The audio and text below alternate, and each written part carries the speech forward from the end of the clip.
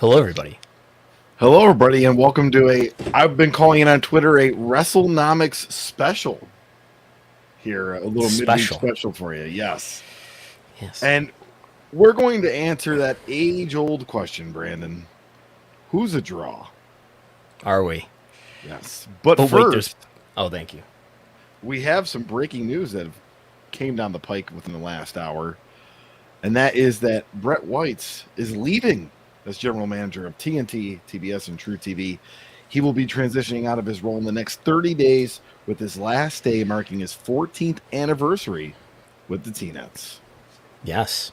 We've talked about Bret White. He's one of those mythical figures in the TV industry. Sam Linsky working under him, who manages the relationship between AEW and TNT/TBS/True TV. So we had thought that Bret White was going to still be there. Kathleen Finch is the person who would be overseeing him. Kathleen Finch is from Discovery. Of course, Discovery and Warner Media merged. The merge was finalized very, very recently. And Deadline reports this afternoon, just read a little bit from their report here. White's departure comes weeks after the Discovery Warner Media merger was completed, as his position has been eliminated following the restructure of the U.S. Networks Group Division under Discovery's Kathleen Finch, who added T-Nets to her portfolio. There are some comments from Bret White here. He says, "These past 14 years have been the most fulfilling of my career. I've had the great fortune to create and launch Emmy-winning fan-favorite entertainment, to be a part of powerful, life-changing initiatives, and most importantly, to have had the privilege to lead the most talented, dedicated, altruistic, and innovative team at the T-Nets. We made huge profits for shareholders and brilliant content for fans, while having the most fun and being better partners with talent than any team I've ever been a part of. I will for sure continue to root for you all." It's not clear if that's a memo that he sent internally or where that comment is coming from, but that's what Deadline has here. AEW is mentioned in here. I'll just read the context where AEW is briefly mentioned in this article, going over all of the things that, all of the programs that Bret White was behind, the milestone 300th episode of American Dad, the successful revival of reality series Wipeout, which included John Cena, right? And the growth of two unscripted /sports franchises, AEW, which he expanded into 3 series across 2 networks, and Impractical Jokers, which launched multiple series and a major motion picture. 3 series across 2 networks. I guess that's including Roads to the Top in there, along with Rampage and Dynamite. So, what does this mean for AEW's future relationship with the T-Nets? It remains to be seen. I know there's going to be some talk on the internet. People are going to hit the panic button because he was an ally, I guess you could say, of AEW when it comes to the management over there. But I think it's cheap programming. It does good ratings. I don't think they're going anywhere. And we saw today the trademark for the new Ring of Honor logo. It looks very familiar because it looks like the TBS logo. So it may or may not ever see the light of day. Yeah. But I think if he was sticking around, I think he would have a vested interest in this thing that he got behind before. He would have a vested interest in seeing it continue to succeed and continuing to add that to his list of successful things that he's done. Without him there, whatever the leadership is that's in his place, may not be as interested in making AEW succeed. Yet on the other hand, what you said, Go, I think is true. AEW is costing Turner/TNT// Warner Brothers Discovery about $800,000 per week right now. Compare that to Raw and SmackDown, $4 million, $5 million a week. It's a small fraction of the value that a comparable property is getting paid. So it's really cheap programming, even in the wider context of television. A scripted show is going to cost several $1 million per episode. Again, this is costing the network $800,000 per week for Dynamite and Rampage. So I think there's still room for them to get an upgrade. I think it does shed some questions onto how interested will Warner Brothers Discovery be in the next round. Are there other players that are really interested in AEW and putting it on a place where, where it's worth it for them to go? I mean, like Viacom is sitting there. We shouldn't call it Viacom. Paramount, I guess, is sitting there. Maybe that's a place, but reach is really important, and there aren't a lot of high-profile networks that don't already have wrestling that would be as good as TNT or TBS. So we'll see. If AEW gets a disappointing deal, if they don't get 3x, 4x, 5x, as I've laid the math out, we may look back on this day to say, hey, look, the executive that was really behind them left as part of this merger. So this could end up, in hindsight, being a big story. But yet, on the other hand, they are really undervalued compared to the ratings that they're delivering. All right. And we're going to move on to the topic at hand for this WrestleNomics special. And that's Who's a Draw?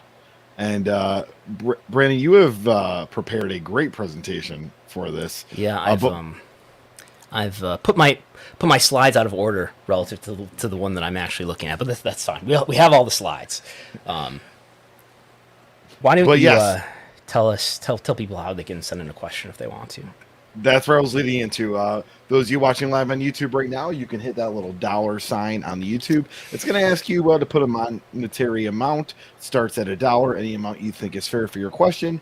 You'll ask your question, then when the time fits, we will ask it. And we have this great technology where we can show the question now on on the stream as well. And the audio version of this will appear on our Patreon, patreon.com/WrestleNomics. And for only $5 a month, so much data, so much content, it's overflowing. Outstanding. You can also get the audio version of this podcast on the Patreon, patreon.com/WrestleNomics. So there's Brett White's again. If we can, wow, this is flying all over the place on me. So, who's a draw? Well, let's answer what is a draw, right?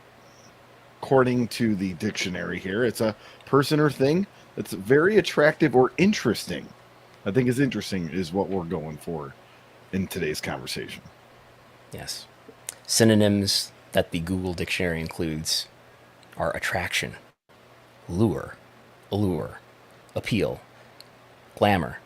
Golo, do you think we'll be able to get this this entire program finished in an hour? I saw the amount of slides, and the amount of slides, I'm not sure. How many slides did you count? 100. I stopped at 100. How many do we have here? Let's see. I scroll all the way to the bottom. 104. I'm up to 104. I don't know where the other 4 came from. I guess Brett White's added us, put us over 100. So I tweeted this a long time ago. This is a very scientific chart called the Dunning-Kruger effect. The more confident or the more competent you become at something, you have this interesting trend in your confidence. It moves. And I've drawn, this is how you think of who's a draw and who's not a draw. At first you think the brand is the draw, and then your confidence grows even better. And then you tell the marks to stop complaining, just sit back and enjoy. And then at the very height of your confidence, you're certain that this week's rating proves that my favorite wrestler is a draw and that the company that I detest is doomed. And then eventually you learn more and your competence grows and your confidence sinks. And then you come down to the realization that no one is a draw. And then eventually you learn a little bit more. And then you start to think that in this rapidly changing media environment, all I can really say is that the R-squared of popularity and revenues is nearly zero. Is that where you're at, Chris Gull?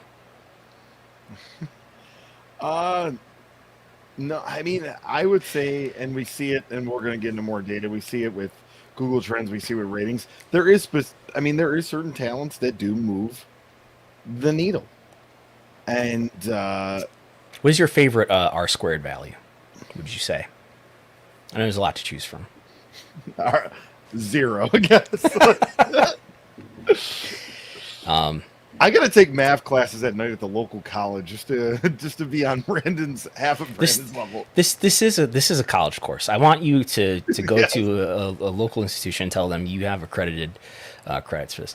And then at the top of this arc, where if you're really smart, you believe that some stars draw more than others, but that the business rests on a foundation of nepotism and self-fulfilling prophecy. Self-fulfilling prophecy will not be something that we'll be able to get around today, I suspect.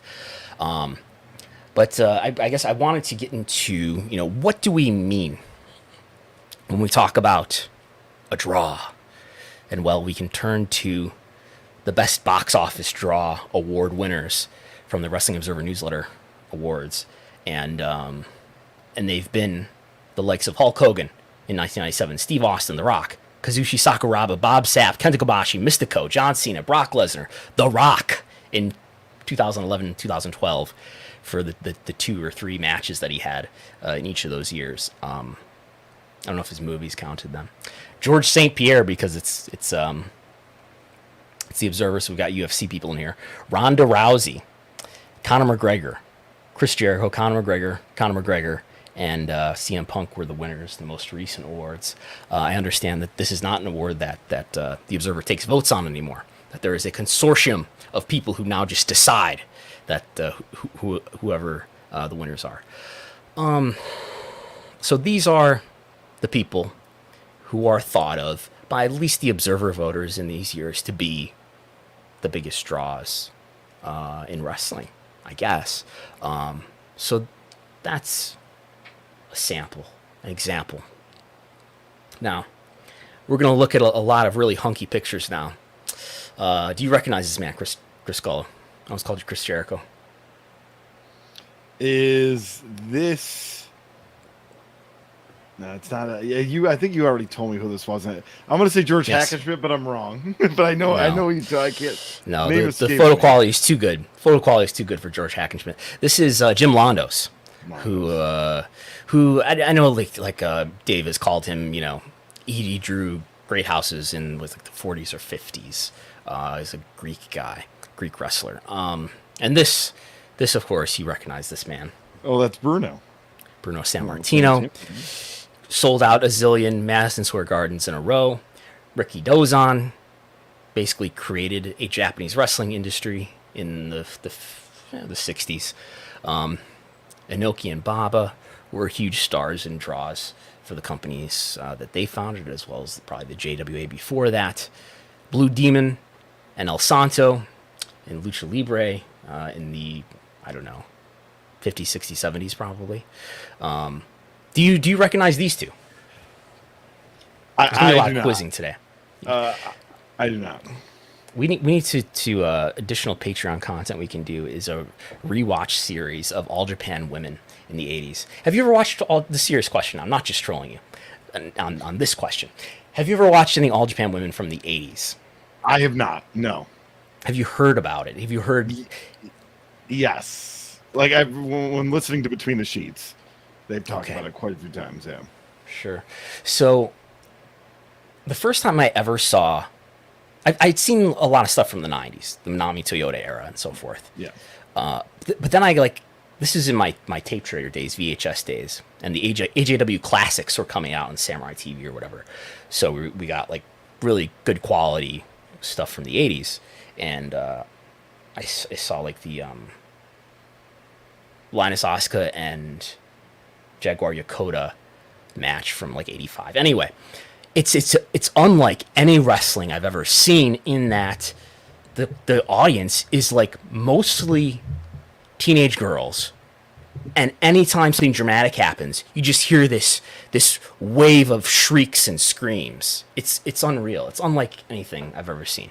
So very, very memorable. Anyway, on the screen right now, this is Chigusa Nagayo and Linus Asuka who were massive stars in the 80s as crush gals, right?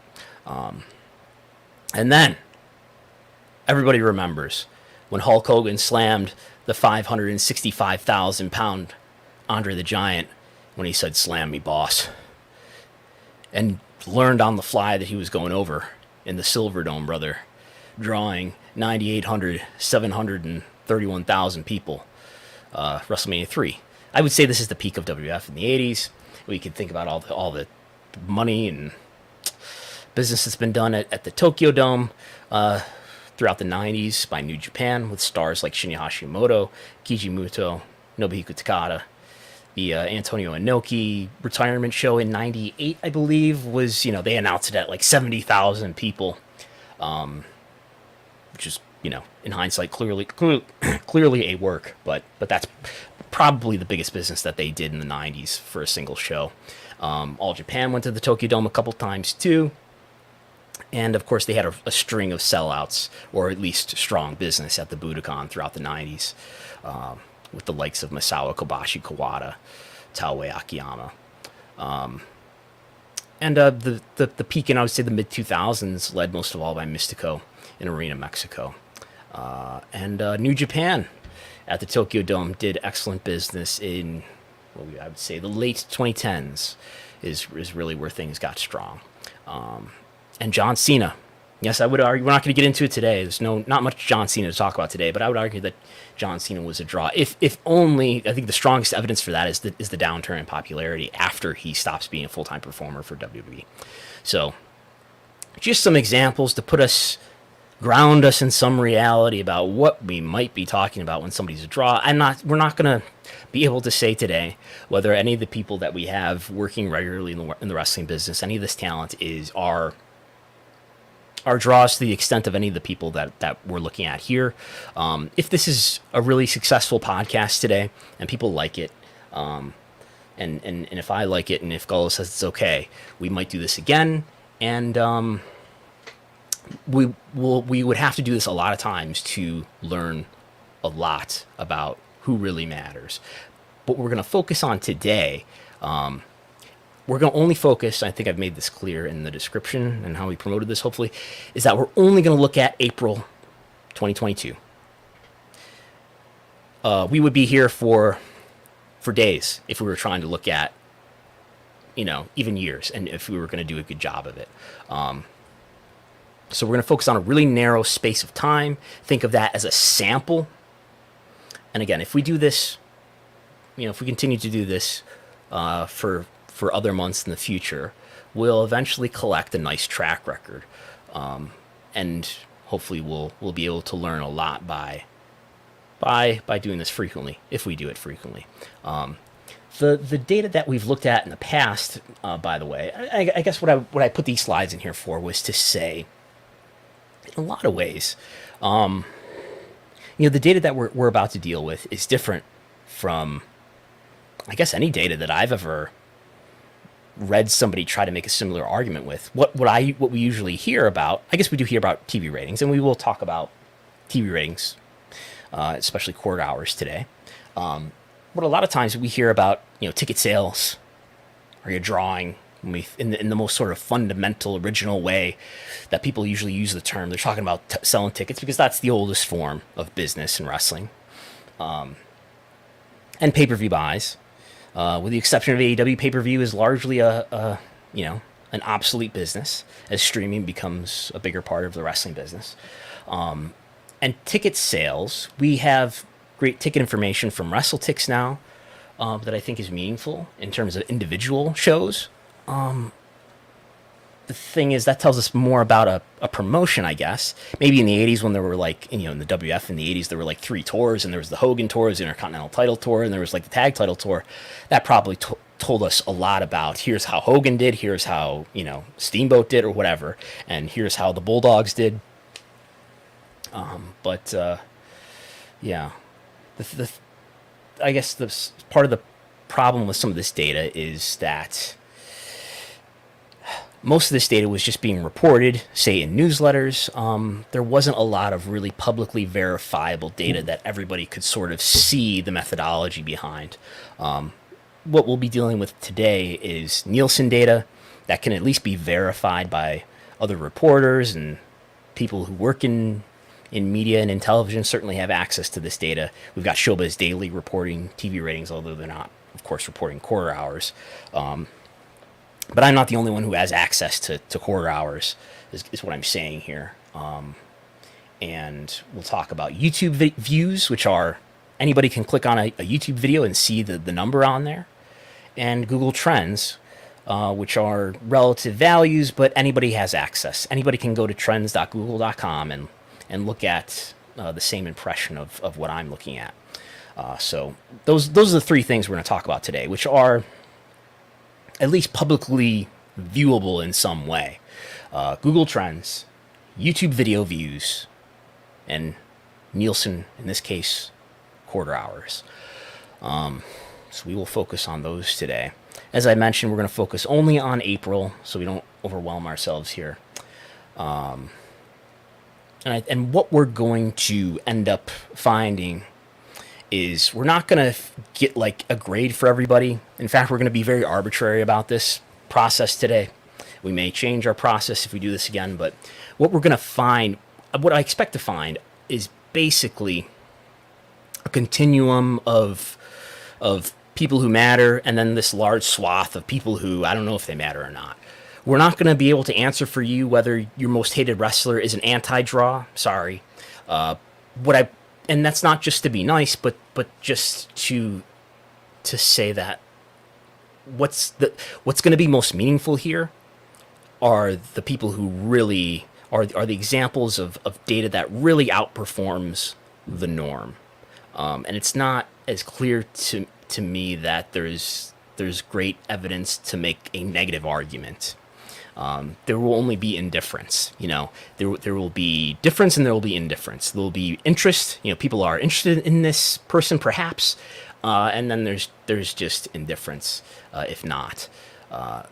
So that's what I expect to find. And what I expect to find are probably only a few people, especially if we're only going to be focusing on 1 month.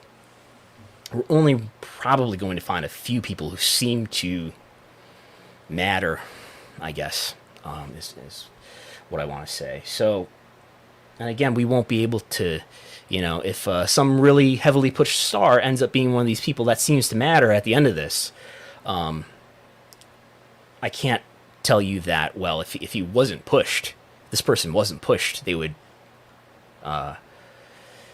they would have the same result. There's ultimately, the way that a talent is promoted has a lot to do with how interested anybody is in seeing that talent do anything. So there will be limits to this, but I want to focus on 3 different kinds of data here. So what we're looking for is a preponderance of things here. So before we get into that slide, we're going to go through, what are we going to do here? We're going to go through quarter hours first, or we're actually going to go through each episode of Dynamite, of Rampage, of Raw, of SmackDown, of NXT. We're going to go through the quarter hours, and then for that same episode, we're going to look at the YouTube video views for that episode to see if the results of the YouTube video views and the results of the quarter hours, I want to look at those side by side rather than looking at all the quarter hours, then looking at all the YouTube views. I want to look at that information for the same episode side by side to see if we're convinced that a certain segment made a positive difference. Now, when we decide, here's the really arbitrary part of this. When we decide that, okay, we're going to give credit to this segment, this talent, whatever it is, I'm not really sure what we're going to do. What I propose we do, I have not briefed Gullo on this, what I propose we do is we write down names. We just start writing down names, and we might write down somebody's name more than once. So I don't know how you want to do this. If you want to do a Google Sheet, if you want to do hard copy paper, okay, you got a Post-it note? I got my mini composition book. Okay, and then what I want to do at the end, once we're all done with this, once it's midnight or so, I want to count up how many people, if somebody's been mentioned more than once, I want to know how many times they've been mentioned. And then, we'll present a plaque to the person who has the most, has their name written down the most. Everybody understand? You ready? I'm ready. Are you ready, Brandon? All right. Something to keep in mind. Quarter hours are bullshit. Quarter hours are very misleading. Here's the average quarter-to-quarter difference in quarter hours. The main event usually grows a few percent. Quarter 2 and 3 usually lose viewers, especially in this TBS era where the Big Bang Theory is a big lead-in. So we keep this in mind. Top of the hour is often a growth quarter too. Actually, this is for, I think, the entire past year of Dynamite, so this is including a lot of TNT time. Quarter hours are very misleading. We'll get into why, because I'm sure we'll get lots of examples. So let's look at April 6th, Dynamite on TBS. Anything stand out to you here in these quarter hours that we're looking at here with the show opening with Christian Cage and Adam Cole? I'm not going to read all this, but so I guess this is really good to watch in video. But does anything stand out to you here? And what we've got, is it clear that what we're looking at here, this is information that's been published for patrons already. So if anybody's a subscriber who's watching, you're familiar with this table. We're looking at total viewership. We're looking at the demo. Does anything stand out to you here as, wow, that did especially well? The last 4 minutes of Christian Cole, and then the angle with Adam Page and Adam Cole, and Samoa Joe versus Max Caster with Jay Lethal and Sanjay Dutt in the post-match. A lot of stuff in there, huh? Yeah. So, especially with AEW and NXT, I think, too. Just tons of stuff all into this 15-minute bucket. Notice what's not in this quarter. That is the most watched quarter, both in total viewership and the demo. You know, it's not in that quarter, in that bundle of stuff that you just mentioned.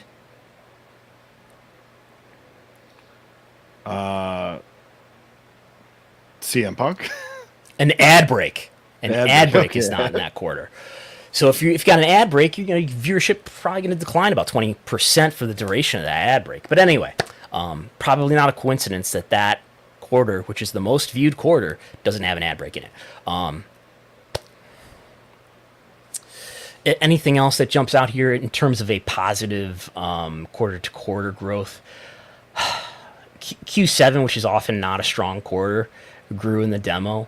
That contained a Swerve Strickland promo, and it contained a Young Bucks versus FTR match. I would add this too, that I don't want to get bogged down on short segments.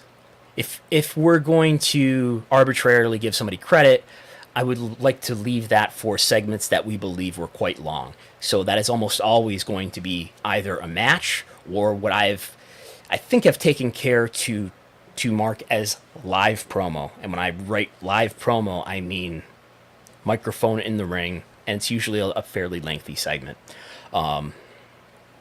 So what do we have here?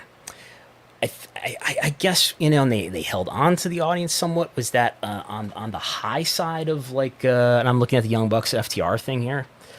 So maybe we should look at the YouTube video views to corroborate anything here. So what I'm saying is I guess is that, well, maybe Christian and Cole, maybe Young Bucks and FTR are worthy of credit on this occasion here. Did either of those perform particularly well as YouTube videos? So we look here. The most viewed video here is Samoa Joe makes a statement in his first match and gets called out, which did 1.3 million views. For context here, what we're looking at is the number of views that each video had after 7 days. So that I did take the measurement after 167 or 168 hours, which is about 7 days. So the Samoa Joe one definitely stands out here, which didn't stand out really at all in the quarter hours. I feel like this is going to take a very, very long time. Well, I mean, his match was in that Q2 that had the huge growth. Fair. Yeah. Okay, good point. Yeah, so good I would point. say Samoa Joe, for the purpose of writing name down on paper, would probably be a draw in this week. All right. And then after that is the Hardys with their match with the Butcher and the Blade. I'm tempted to just like more so rely on YouTube video views. I mean, I've kind of argued it in the past. I mean, I do think that YouTube videos are not without their issues, but a more reliable indicator of fan interest in particular segments than quarter hours are. I guess I should be transparent with my thought here. And we do see FTR and Young Bucks kind of up here, right? They're number 3. So, all right, let's write down this. Samoa Joe, and we're going to be kind of liberal here in the writing down of names. So I want Samoa Joe, the Hardys, the Butcher and the Blade, FTR, and the Young Bucks.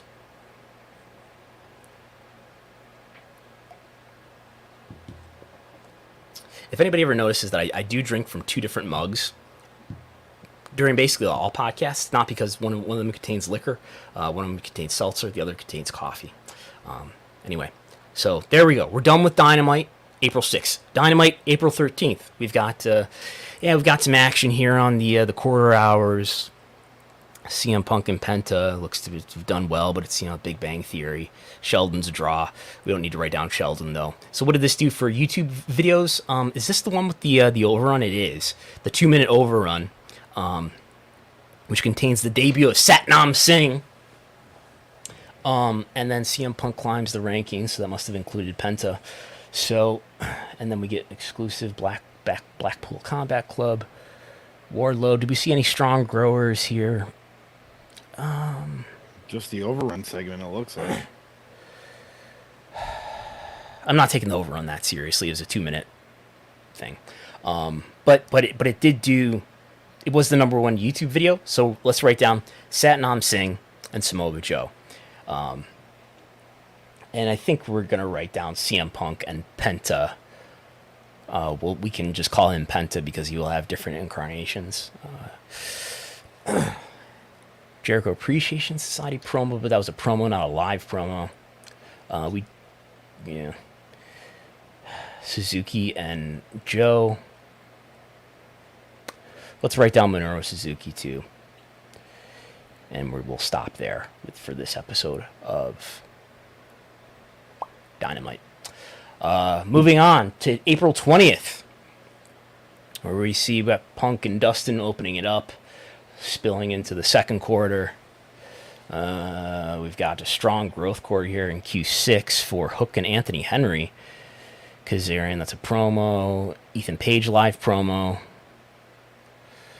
Okay. Oh, this is all of these people in live promo. Guevara, Conti, Lambert, Sky, Ethan Page live promo. Okay, so what did well on YouTube? CM Punk and Dustin was number 1. Darby Allin, it was just the coffin match, which as a quarter hour, basically no difference, no growth there. Did anything else? The World is on Edge. Will Hook and Danhausen finally wrestle? 420. That's that recent, huh? Okay. And presumably that was after the Hook match? Yes. I bet that was a pretty short match, though. Does this live promo thing with the Guevara, Conti, Lambert, Page, Sky show up here? We're really middle of the road, so I'm not gonna say write that down. So let's write down CM Punk, Dustin Rhodes. Are we counting Hook here?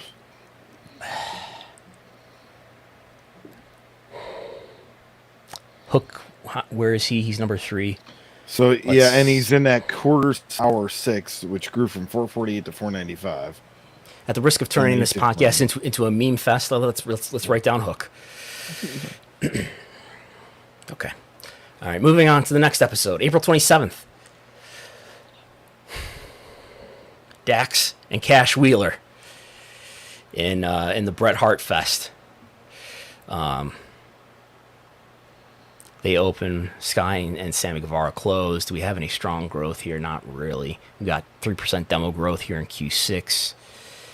Last 2 minutes of Sheeta and Deeb. Okay. What do we have up here? We have Ray Phoenix is back in the Death Triangle reunites.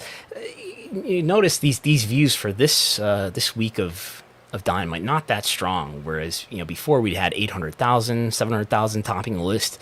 This only at 500,000. So I don't know. Scorpio Sky becomes 2-time champion. Well, it did grow the audience. So let's go Scorpio Sky, Sammy Guevara. Because we've got the corroboration between the quarters and the YouTube here, I guess. And Dax and Cash putting on a 6-star classic, only number 3, did grow the audience to 5%.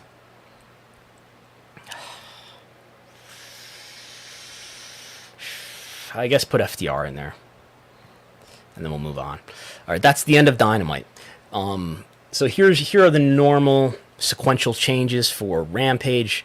Rampage starts at 10 o'clock and ends at 11. So what usually happens, you notice we don't have anything for Q1 here for any of these programs that we're talking about today, because viewership, we don't know. I don't know what the quarter hour did before. And in the case of Rampage, as the night gets later, viewership declines, and then often P2 Plus especially will grow for that main event quarter. So we're expecting, as the norm, for viewership to decline as the show goes on, and then maybe to have a little bit of a bump in that final 15 minutes. So we're done with the Dynamite. We're on to Rampage. I hope you can all see now why this has to be so isolated in scope here. If we tried to do, Golo, you were talking about doing history on Sunday. So, okay. So this is April 1st, April Fool's Day. And we have as the top quarter is the Young Bucks and Top Flight opening. Powerhouse Hobbs and Keith Lee in the main event, which did see some solid growth. What did YouTube do? Powerhouse Hobbs and Keith Lee. So I think that's a good case. Powerhouse Hobbs, Keith Lee. They make our arbitrary list. And by the way, as we mentioned the arbitrary list, I have tried to figure out a way to do math about this and to give people credit based on the number of views that they did and how often they were number one, which is going to get quite convoluted and arcane. So I guess if nothing else, in the interest of the audience listening and watching here, as messy as it may be, I think an arbitrary decision for now is a place to start. Is the thesis, and then there'll be an antithesis, and then we'll come to some better system later. Okay, what else have we got here? The House of Black, Chris Jericho's Entertainers. I don't. Where's this Young Bucks segment go? 238,000. Yeah, not great there. Okay, so what's number 2 here? I don't know. All right, I'm gonna skip the rest of this. Moving on to April 8th Rampage. Bryan Danielson and Trent Beretta in the open. Wheeler Yuta and Jon Moxley at the end. And guess what? I remember this one. 2.2 million. 2.29, almost 2.3 million views for Wheeler Yuta bleeding all over Jon Moxley. Was the most watched YouTube video, I believe, of that week, beating out anything from WWE, which is rare. So Yuta and Moxley, I think we definitely have to hand it to him there. Grew in the demo 4%, grew in total viewership 2%. So for sure. And that was after. Look at this Q3 growing quite a bit. Did that do anything that impressive? Nah. YouTube, not really. Danielson and Beretta. Oh, maybe there's that. I don't know. Let's just, not a clear case. Moving on. April 15th Rampage. Blackpool Combat Club versus the Gun Club. Opens the Butcher versus Barrett Brown. I love these names I don't recognize. Mm-hmm. There's a Smothers coming up later with, I think, Veer. But anyway, Adam Cole and Adam Page. So this must have been the Texas Death Match. Is that correct? That was on Rampage. Yes. Yeah, this is the 7 o'clock start, as you can see here. Okay, and what was number 1? The Blackpool Combat Club makes a statement, and Wheeler Yuta gets the pin. So that was the opening segment. What did that do in YouTube? Almost 1 million. See, here's now where this will get messy. I want to say, yeah, give one to the Blackpool Combat Club, but you've got Yuta on there, you've got Moxley on there. Do we give one to Danielson too? I don't know. Do we give one to the Gun Club?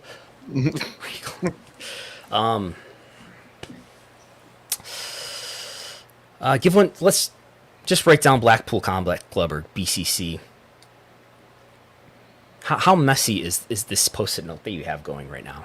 Oh, it's like I said, it's a little composition book. We had Dynamite on one page. Now we have Rampage on another. Okay.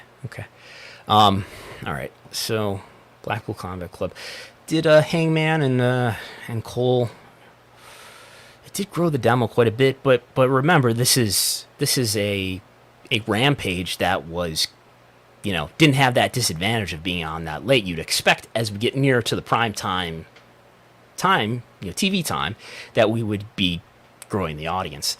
So this +9 is good, but it's not as impressive as it would be if it was at 10:45. Yeah, but with 832,000 YouTube views, I'd say you'd probably put it in there. All right. We'll do Adam Cole and Hangman Adam Page. Okay, and we'll stop there. Moving on to April 22nd Rampage. Adam Cole and Big Tom. Tomohiro Ishii. Main event of the show was Jade Cargill versus Marina Shafir. Decent growth in the main. What do we do here? Adam Cole uses a switchblade to take down NGPW legend Big Tom. I think I got to go with Adam Cole and Big Tom here. As number one, we'll give that to them. Do you see any other solid growth here? That looks like pretty normal sequential movement. I think I'm going to stop there. Moving on to what must be the last episode of Rampage for April. The 29th, Swerve and Darby Allin. Joe and Trent. Okay, what do we have here? 1.2 million views for Joe wins and Orange Cassidy stands up to Satnam Singh. I think what we're going to see here is Satnam Singh turns out to be a pretty big YouTube draw, perhaps from people in India. So I would give this Samoa Joe, I guess Orange Cassidy, and definitely Satnam Singh.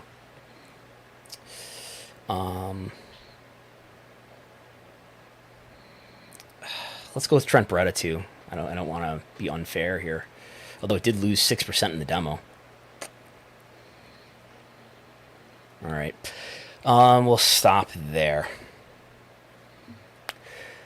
We're done with AEW. Yes. Who's the biggest draw on AEW? Samoa Joe. Okay, we'll count this out. We still have Google Trends to go over. That will be gone over separately. All right. So anyway, here's SmackDown. This is what SmackDown moves like. Main event strong, top of the hour strong. This is the WrestleMania SmackDown,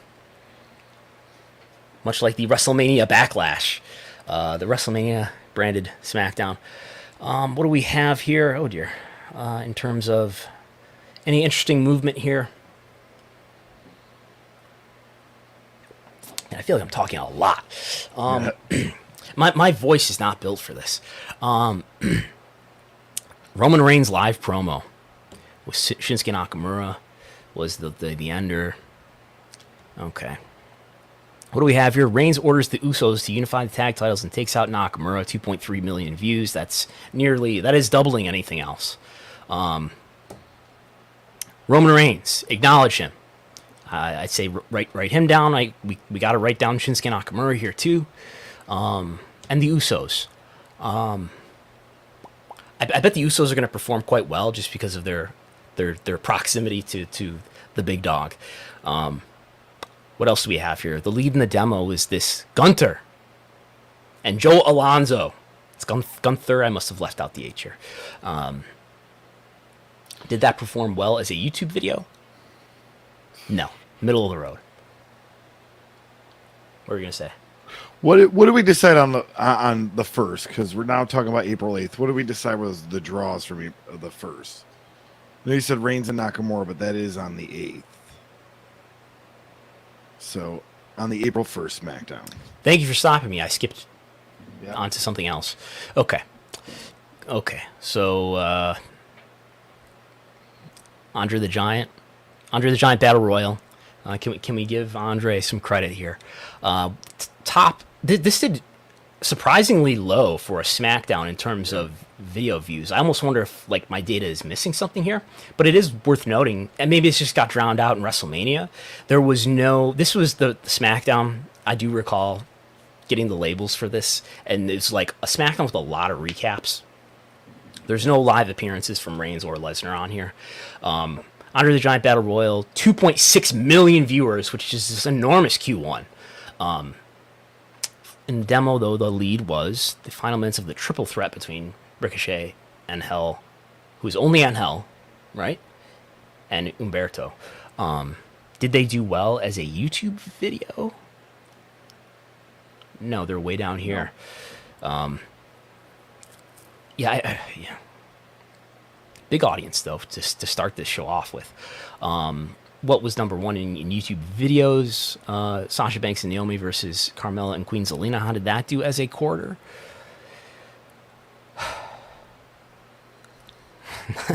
Nondescript. Down 2, down 5. Maybe nobody was a draw in this episode. Yeah, and I'm fine with not having no winners. Yeah, I would just say nothing. Anyway, so we've got Reigns, we got Nakamura, we got Usos, right? Leader for total viewership was the opener with Ronda Rousey. Charlotte Flair refuses to take on Ronda Rousey at WrestleMania Backlash, which did over 1 million, which is pretty good. So let's say Charlotte and Rousey. Yeah.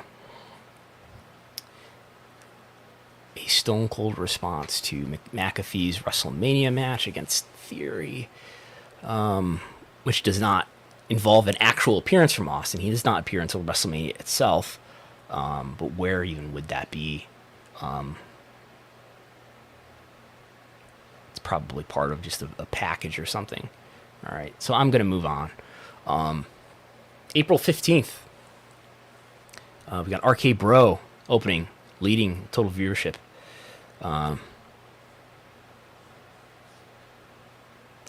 Leader in the demo, backstage segment with Sami Zayn and Adam Pearce, Sami Zayn and Drew McIntyre. How does this do? We have 2 1 million view performers here, and that is the main event with Riddle and Jimmy Uso, which lost 7% of the demo. And what's our norm? The main event usually gains a few percent in both demo and total. So I'm hesitant. So I've got sort of conflicting results here for that main event. I'm going to pass on that.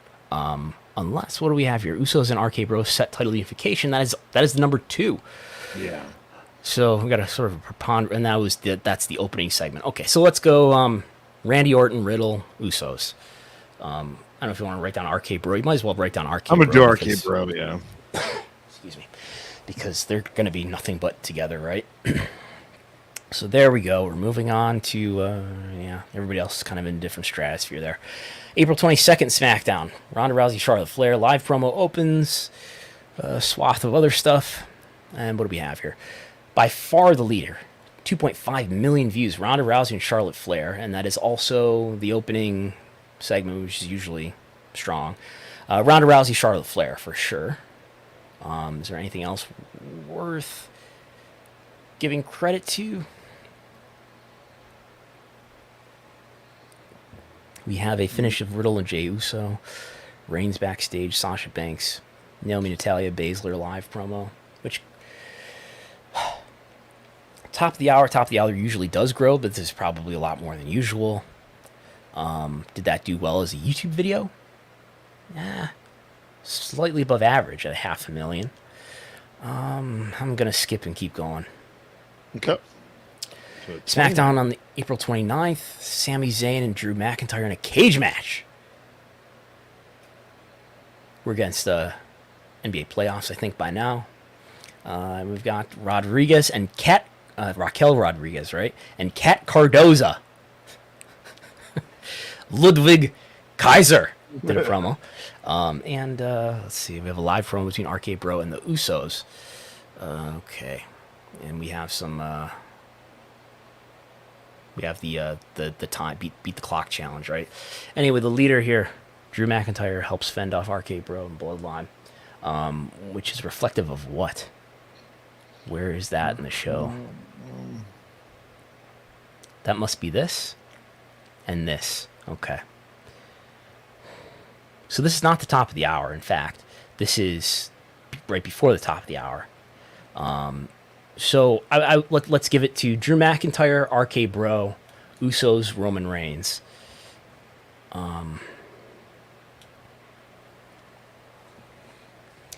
Beat the Clock Challenge does nearly the same in YouTube video views, and we do have this, Shotzi, Ronda, Charlotte, Aaliyah, and then there's a post-match thing.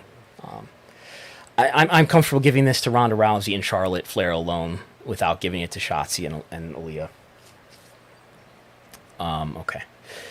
And everybody else is in a different stratosphere for YouTube views. And I think we're good there. That's SmackDown.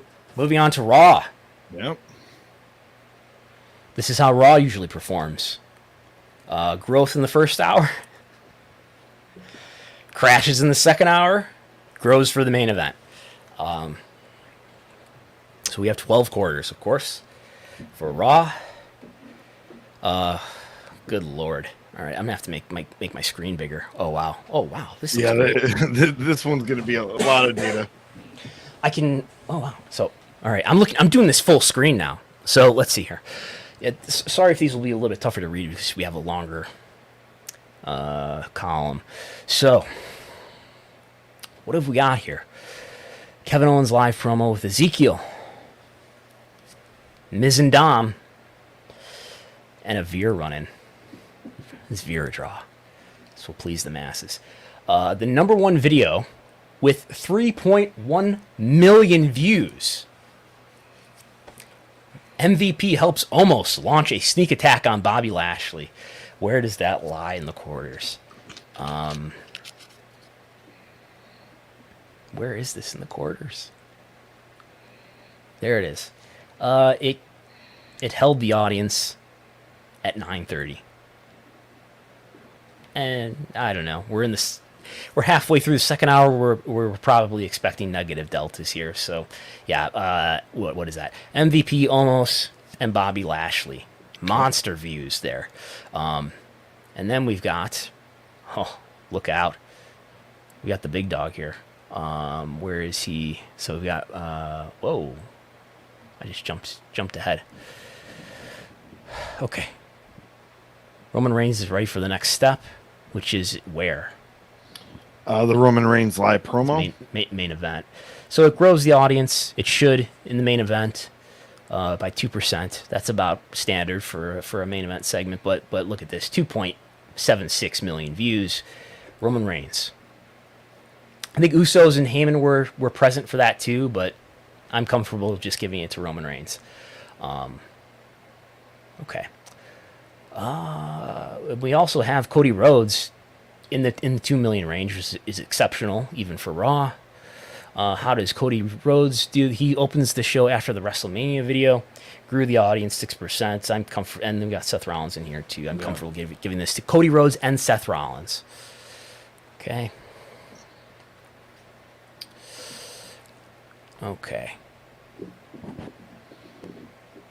Everything else, I mean, we do have this Owens and Ezekiel thing in here that did peak in the demo. I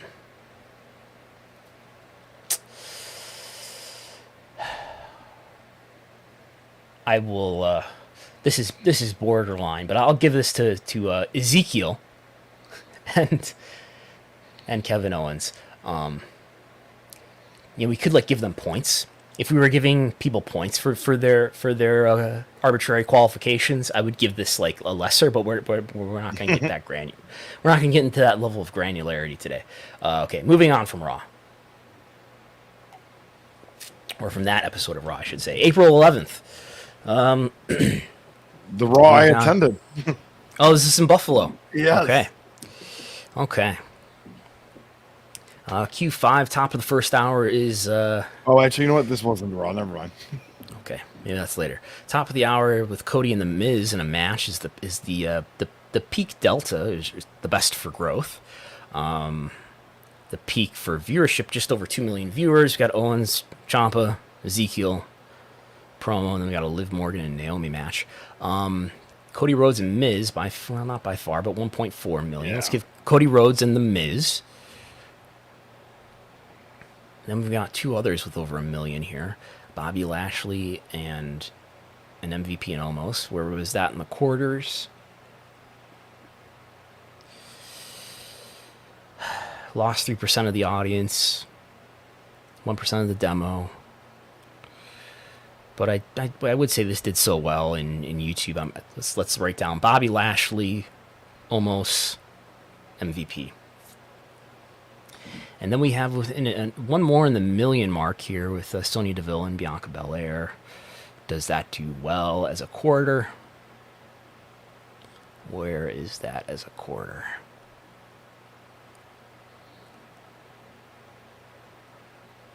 There it is. Bianca Belair here loses 7% of the audience. Is this like especially high quarter? I don't know. Let's Sonya Deville and Bianca Belair will give one. And then we'll move on from this episode of Raw to the 18th. Is this the Buffalo Raw? Yes, this is it. Okay.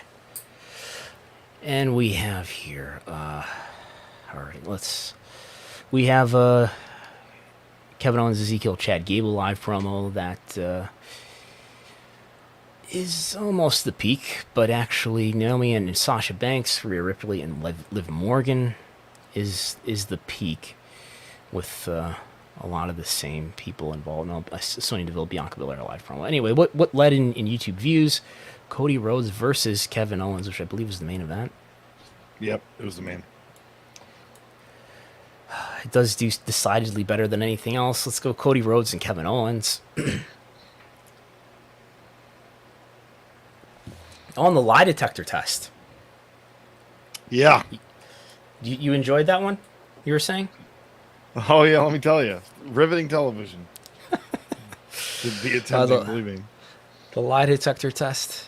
Now, don't let your distaste for WWE content sully this analysis. Where is the lie detector test here? It's up here. So I'm gonna have to give it to the lie detector test. Kevin Owens, Ezekiel, and Chad Gable.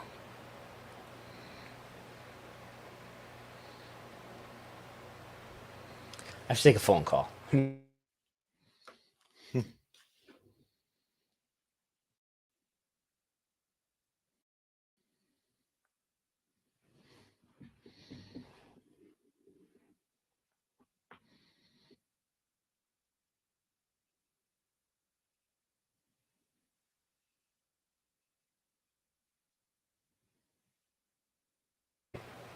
I'm back. You can hear me again? Right. Yes. Did you hear me while I was muted? No. Okay, great. Okay. Anyway, that was not anyone in the wrestling industry trying to tell me to shut up. Anyway, okay, we gave it to the lie detector test. What else? Does anything stand out here? We got Bianca Belair pays the $1 fine. Did that do well elsewhere? I was looking at that, right? We kind of wanted to give it in here, and I think that's what that is, right? Maybe. Let's be liberal here. Let's give it to all the people that are mentioned here: Naomi, Sasha Banks, Rhea Ripley, Liv Morgan, Sonya Deville, Bianca Belair. And I think we'll move on after that. Morgan. There's a lot of names. Yeah. Rhea Ripley, Sonya Deville, Bianca Belair. All right. Okay. We are now going head-to-head with AEW Dynamite. You can see the viewership. Our viewership has taken a hit. Well, we were competing the whole time. Tim B commented earlier for a super chat that we were competing with the AEW Control Center on YouTube, and we're taking eyeballs away from AEW. TK is going to stop those checks that we're accused of receiving. So, Yes. thank you, Well, Tim B, for that super chat. One of my favorite. I'm putting on Dynamite right now. One of my favorite. I told you about this. One of my favorite insults that I've received is what was it? It was when the pro wrestling tees thing was happening. They had like a breach. And so I've read somebody's comment. They said, "You won't see Fightful or the Observer or WrestleNomics talk about it. Yep. They all massage each other in one endless cycle." I did enjoy that one when I saw that. That's good stuff. All right. My TV's not gonna work. Anyway, moving on. What are we at now? The last week of Raw. Yes, April 25th. What do we have here? Oh wow, 12% of growth. 12% growth in total viewership, 6% in the demo for almost an MVP live promo, which was followed by, oh hell yes, arm wrestling. And the commitment recap. The recap of the commitment, in case you missed it. You're watching it again. You're watching. Anyway, main event did pretty strong here, too. 7% in demo and total. Cody Rhodes, Ezekiel, RK Bro. That's a 6-man tag that they did. No, 8-man tag. What led here? 8-man tag. By far. Get ready to write down 8 names. Or maybe 7, maybe 6, because we're going to write down a couple tag teams. Cody Rhodes, Ezekiel, RK Bro, Kevin Owens, Seth Rollins, The Usos. Credit to them. What else we got? Numerous superstars crash Randy Orton's 20th anniversary celebration. Which I think is what led to that 8-man tag, so kind of consider that all. Well, they get double credit? No, I'm not giving. And this is, are we going to do almost MVP Lashley? It did 1.5. How did that do on YouTube? 1.5 million. Okay. Bobby Lashley almost. We got Asuka and Becky Lynch. I'm not saying yes to Asuka and Becky Lynch yet. I'm looking for the quarter hours. Where is this quarter?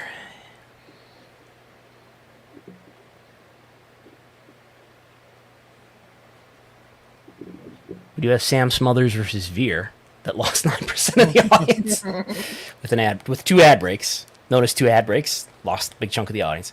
But that following quarter recovered it with the arm wrestling match. We've got YouTube though to sort of support that maybe it did mean something. Where is this Becky Lynch and Asuka segment in the quarters? Am I not seeing it? Here it is. 6 at 9:15. Lost 3% of the total, grew 1% in the demo. What does I'll look at my slides directly. How does Raw usually behave at that time? At Q6, usually it does fall by 3%, 2%. So this is on the positive side for what that quarter usually does. Sure. Asuka and Becky Lynch. Okay. And we'll stop there and then we're done with Raw. On to Paintball Raw, as I think Suit Williams called it today. This is how NXT has an overrun, which is all varying durations. Anywhere between like 4 minutes and 9 minutes. So this last quarter hour is not, in fact, a quarter hour. It is a overrun. It's going to be great. We're going to be reading off a lot of names that don't no longer work for the company. Yeah. Okay. So what we have here is, wow, okay. So notice the YouTube views are much lower for NXT. And we have Creed Brothers, Imperium, all right. Cameron Grimes live promo. A lot of segments. Some of these lists are going to be pretty long for the YouTube videos because there's so many segments. Dolph Ziggler and Braun Breaker is the leader, but not by a lot. Where was that? Was that the main event? And it did what? No. Where's the match? April 5th. April 5th. What was that like? I wonder if I'm looking at the takeover, what do they call it? Stand and deliver? Yes, and yeah. Was there not a... This match did not happen on this episode. No, we got Braun Breaker versus Gunther. So I think what we're looking at here, that is my error, is we're looking at the stand and deliver in here as part of this. So really remove that. Well, Ziggler, it was Raw. They were on Raw the night before. Oh, as indicated here. Okay. So anyway, and what must have tripped my script is that, I don't know, is that it's got NXT in it. Anyway, Braun Breaker and Gunther, pretty nondescript here. 324, somewhat above the other. I mean, like this is why inserting some math based on the metric itself might be good, because, you know, getting arbitrarily counted on NXT should not count this with the same weight as being counted on SmackDown. And arguably, on Rampage and on Dynamite, Dynamite compared to Raw or SmackDown, because Raw and SmackDown are they have larger audiences. And I don't want to get into the minutiae of why, to whom goes that credit. Anyway, I mean, think about, like, there is one person who's been on Dynamite and Raw recently. That's Cody. So we do have the sort of cross example. But anyway, before I get distracted. I mean, do we want to give credit to this Nikita Lyons Lash Legend segment for getting the audience back? Negative what quarter? 60%. That was quarter 7. Yeah, but notice 2 ad breaks, lost 16% of the audience. Is that like did that do well as a YouTube video though? No, I mean, it's like the 1, 2, 3, 4. It's the 4th one down. I don't know if we're gonna have a lot of NXT. Yeah, skip it. Next episode, we got the Creed brothers and Pretty Deadly that popped this last 8 minutes. This tag gauntlet to crown new tag team champions. Big growth in the demo, I guess. One thing that I think is a draw that we're not gonna extract by writing down names of people is what's a draw I've noticed, and we saw it kind of in that 8-man tag, I think, too, that went across multiple quarters, is the conclusion of a long match is often coincides with increase in viewership. Anyway, so there's the quarters. What do we have here leading? Mandy Rose and Dakota Kai, by a decent stretch, is number 1 on YouTube. Look at all these videos. A lot of Creed Brothers segments. 1, 2, 3, 4, 5, 6, 7, 8, 9, 10, 11, 12, 13, 14, 15, 16 videos. Anyway, how did Mandy Rose and Dakota Kai do in the quarters? Last 3 minutes was at the top of the hour. We see growth. So, Mandy Rose and Dakota Kai, I think they're worth something. You might want to put like parentheses NXT, but I think it'll be pretty obvious who's NXT and who's not. The Boat puts... Oh, that's Natalia. Did that pop a number? Is that... it's over here. Lost 11% of the demo. That seems extreme. What does the demo usually lose? Does the demo usually lose in that? At 5? No, it usually grows. Oh, I'm looking at 6. Okay, it usually does lose, but not to that degree. Okay, I'm moving on. April 19th, NXT. We have some good growth early, which is stronger than usual. And we have some good growth at 6, which is usually not even positive. So, yeah, what is that? This live promo with Pretty Deadly, Gibson and Drake. They have no first names. Braun Breaker and Joe Gacy angle. Okay, what led in the YouTube videos? Pretty Deadly and Dexter Loomis versus Duke Hudson. And Yeah. Did that do well? Do you see the enormous amount of clips that are here? Yeah, it's crazy. More than any other brand that they have. For a 2-hour show, Raw is 3 hours Right. and doesn't have half of these clips. And I didn't screw this up. Like, they all have date. They have the date here, April 19th. That's in the video title, and they all have it. Anyway, a ton of shit here. Where is this Pretty Deadly tag match? Is it okay? It is the last thing. It didn't do especially well in the main event, but it did do number one. Okay, Pretty Deadly. Dexter Lumis is no longer with the company, and Duke Hudson. Give him some credit. Natalia and Tatum Paxley is next. Did their quarter do especially well? It did. No. Nope. Wait. There it is. In Q6. Yeah, let's give it to Natalia and Tatum Paxley.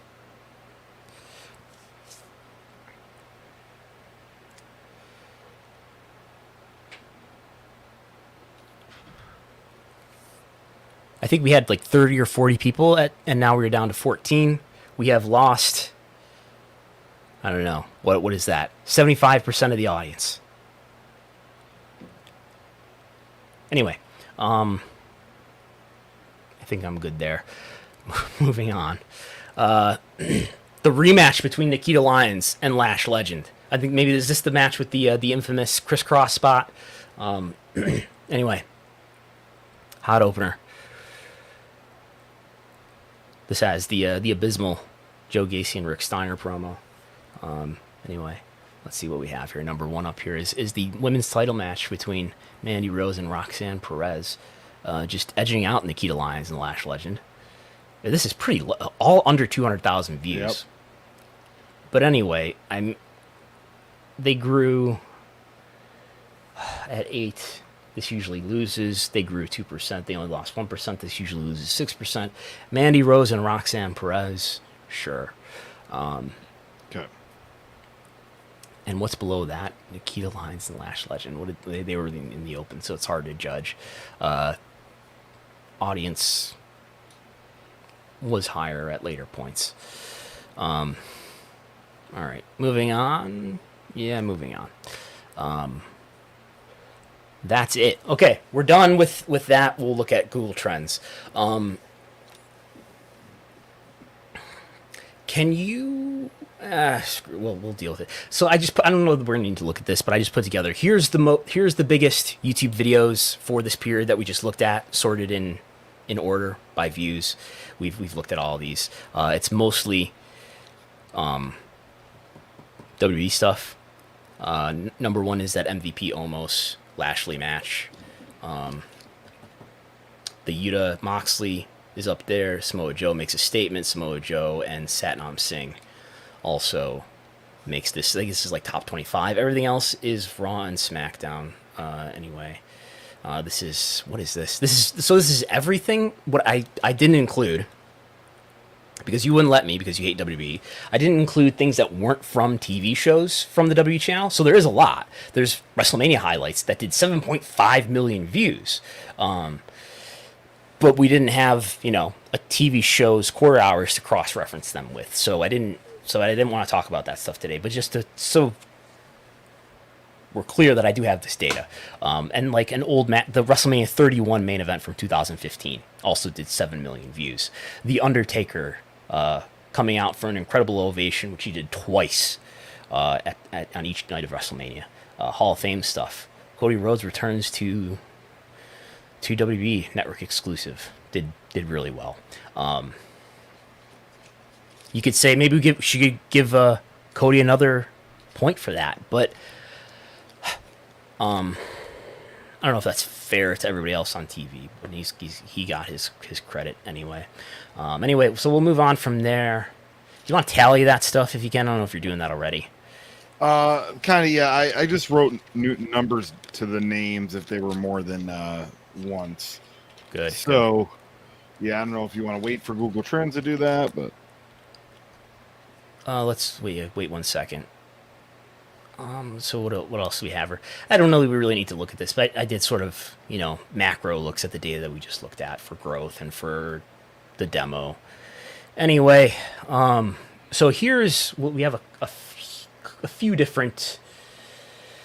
So before we get to Google Trends, we'll do this. We'll look at Google Trends to affirm what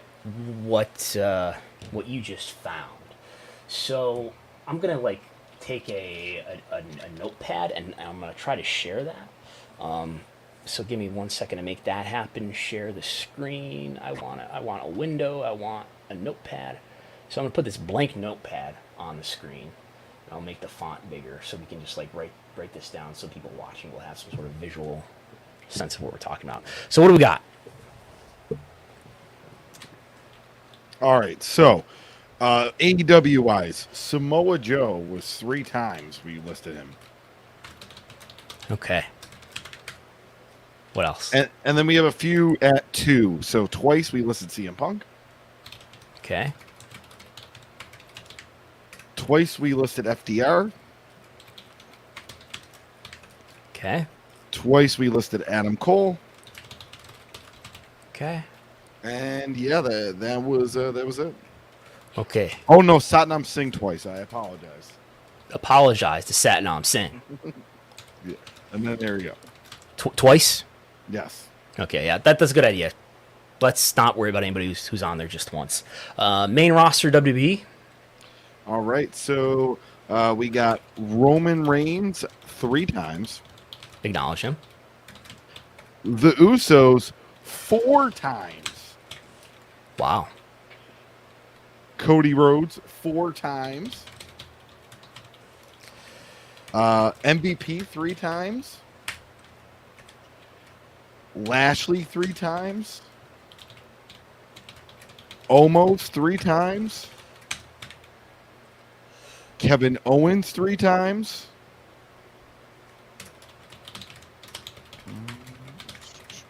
Okay. And then we have Ronda Rousey 3 times. Okay. Charlotte 3 times. And then do you want to list the 2s because this list is so long? No, I guess.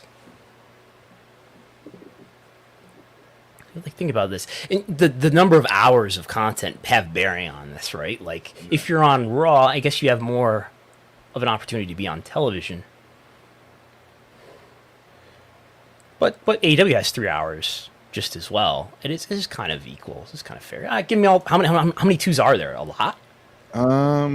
So we got RK Bro. Oh, actually, I'm sorry. They were 3 times. That was my fault. Oh. And then we had Sonya Deville twice. Bianca Belair twice. Okay. Seth Rollins twice. Okay. Ezekiel twice. There you go. Okay. So, anybody from NXT? I think Mandy Rose, right? Is there Mandy twice? Rose was twice. Yep. Is that it? That is it. Okay. All right. So there we have it. So I guess what I would do now is say, if our analysis is good, and if Google Trends are also meaningful, that I would expect a lot of the same people to appear here as in Google Trends. So let's investigate. Go back to our slides. So this is for everybody across the wrestling world. Whether you had a match in this period or not, I didn't include Bad Bunny, but I did include The Rock. The Rock is by far number 1. The Rock doubles everybody. But after him is Roman Reigns. Acknowledge him. So I'm going to put, I don't know. I'm going to put a +1 by Roman Reigns on my notepad that I'll go back to in a moment. So Roman Reigns is definitely number 1. John Cena is not concerned here, but he is after Roman Reigns. The Undertaker, Brock Lesnar. Brock Lesnar I guess just he just didn't appear after WrestleMania, right? They did some really strong quarter hours and videos in the lead up to WrestleMania. But that's in March. We're not dealing with March. Steve Austin didn't appear on TV. Triple H, a lot of search, I think, especially in April, because Triple H making media appearances again for the first time and announcing his retirement. Cody Rhodes, I don't want to give him the same credit here as Roman Reigns at the 40 that he scored compared to Cody's 20, but I guess I'll do like 2 and then give Reigns Cody 2 points and Cody 1. Yeah. Ronda Rousey, she is here. We'll give Ronda Rousey 1 because she's a margin under Cody, but up there. Randy Orton, we'll give RK Bro 1, sure. Vince McMahon, not mentioned. Charlotte Flair, she made it, right? We'll give her a half a point because she's about half of Cody. Is that under 10 million? Yeah. Hulk Hogan, Rey Mysterio, Batista, Pat McAfee, Sasha Banks. No Sasha Banks here, huh? Chyna, Randy Savage, and Alexa Bliss. If we include only people who actually had matches, again, this is everybody. This is including AEW. We finally see someone from AEW up here, CM Punk. The number in parentheses is supposed to be the number of matches that you've had. I had some issues, and I corrected this, but apparently I didn't update this chart. But because he does have the number of matches that he's in here. Anyway, what do we get here? Do we get anybody additionally who we didn't already count? Seth Rollins, we'll give a half a point to. What do we have here? Reigns, Lesnar, Austin, Cody, Ronda, Orton, Vince, Charlotte, Rey Mysterio, Pat McAfee, Sasha Banks, Becky Lynch. No Becky Lynch here. No. Yeah. Nope. Seth Rollins, Rhea Ripley, Edge, Bianca Belair. I mean, we're getting pretty small here. I would give her like a quarter of a point. CM Punk, Ezekiel did make it quite a few times. Probably, I would say more by association, but I'm going to cut it off here. So that means Punk's going to get like a quarter of a point. But because we're going to get into everybody else here. No Hardys, right? Hardys did especially well in March. If we were looking at March, I think the Hardys would do especially well. But number 1 is Paul White in AEW. No matches, of course. CM Punk is first after that. But Dustin definitely had a match. Yeah, he had that match against Punk, that one match. In any event. Paul White, CM Punk, Jeff Hardy, Jon Moxley, Chris Jericho, Tony Storm, Bryan Danielson, Samoa Joe, Mark Henry, Dustin Rhodes, Sting, Kenny Omega, MJF. No MJF in here. Tony Khan, Matt Hardy, Britt Baker, Sammy Guevara, Miro, Adam Cole, Tay Conti. On a sort of AEW scale, I don't know. I'm giving people who have comparable search volume in WWE a quarter of a point for what CM Punk has. So it doesn't seem fair, really, to give, to restart this scale. But what do we have here in terms of people that we have 5 names for AEW that made it. Can I like switch back to that? Yeah. Samoa Joe, CM Punk, FTR, and Adam Cole. Does Samoa Joe appear here? Yes, he does. Yeah. I would give him like, I don't know, a 12th of a point, I guess. Or a 13th. Anyway, who else? FTR are not here, right? Adam Cole is here. Yeah, very small though. But he's got, point-wise, half of. We could give him like a 0.05. There's some better way to scale this, certainly. Satnam Singh's not here, and FTR are not here. So this is what we end up with. Samoa Joe and CM Punk. At the top of AEW. After that, we got FTR and Adam Cole, and then Satnam Singh. Yeah. If we added these up, we would get Roman Reigns to a 5. which would put him here. We put the Usos down here. So that's what we would have. We would have Roman Reigns, the needle mover. He scores a 5, whereas in this not scientific measurement, the leader in AEW in this month, and probably his Google search is especially high because he's news, because he's in AEW. It's probably going to be lower after this. We'll see if the ratings thing sustains, but he's just over a 3 for AEW. Samoa Joe is. So that puts him in the ballpark of people like MVP, Bobby Lashley, almost Kevin Owens. We have to raise Ronda Rousey up to 4 if we're doing it that way, right? And then Charlotte goes above all these 3s, I guess. Kevin Owens is probably in there and stuff too, but you got your RK Bro also at 4. True. So yeah, and this makes sense to me intuitively, I guess. Samoa Joe, CM Punk, Roman Reigns, Cody Rhodes. And I think Cody is comparable to Samoa Joe in AEW in that he's new here. Heightened interest. Does it last? We'll see. Yeah. Who's a draw? Admit it. Acknowledge him. Oh, Roman Reigns. I will say all day. You like to label me the WWE hater here, but I will say Roman Reigns is a each other in an endless circle. I'll always give Roman Reigns credit.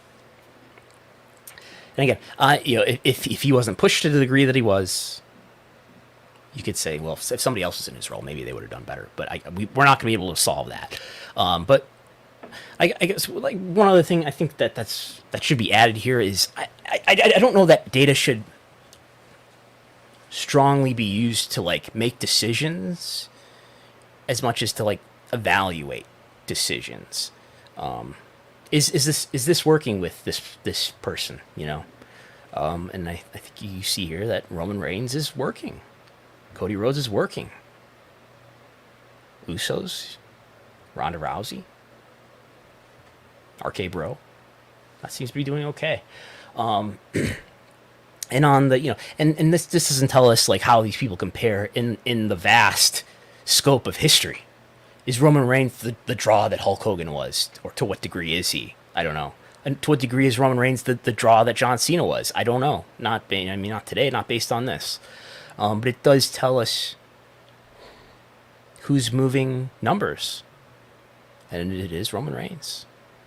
It's Cody Rhodes in this month certainly, and Samoa Joe and CM Punk, and others we have listed here to a lesser extent.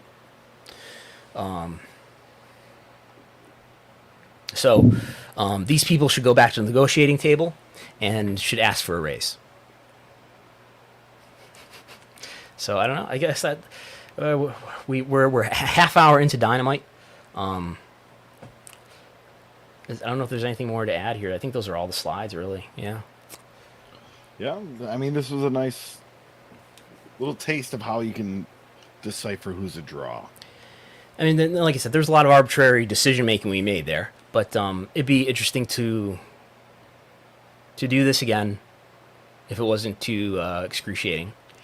And to if you did this every month, and I have some of this data going back in time a month or two for WWE. For AEW, I have it all. And to the preponderance is an important word here. When you're trying to determine the popularity, the consumer interest of something, one measurement, even just one kind of measurement, if it's TV ratings, is not enough. I would like to cross-reference that with YouTube data, to cross-reference that with web search data, and to have these sort of corroborating sources to say, hey, look, yeah, Roman Reigns makes sense. And if we do this over this vast scope of time, maybe there is some greater insight and context within history to put this in. But that is a long project. So anyway, I don't have anything more to add. Do you? Oh, no, I don't. I won't be on the Sunday version of WrestleNomics Radio, so that's right. All you guys. I'll be out of town at a wedding, so that's Sunday. Jesse Collins will be joining me. He just wrote an article on Voices of Wrestling today about a point that very much speaks to my biases, about the semi-main event has to be the bathroom break match. Do away with that. I agree. The viscera spot, as we call The spot. Yeah. Is that a thing beyond indie wrestling? I've always known I that. have no idea. I just know it's like, oh, I'm on viscera. I Yeah. would like to be on viscera. That's an insult. That's so insulting. Anyway, that's all I have, I think. And I'll be back with Jesse Collins on Sunday, and Chris Cole will be back the week after that, and we'll talk to everyone next time. Until then, acknowledge him. Acknowledge your tribal chief.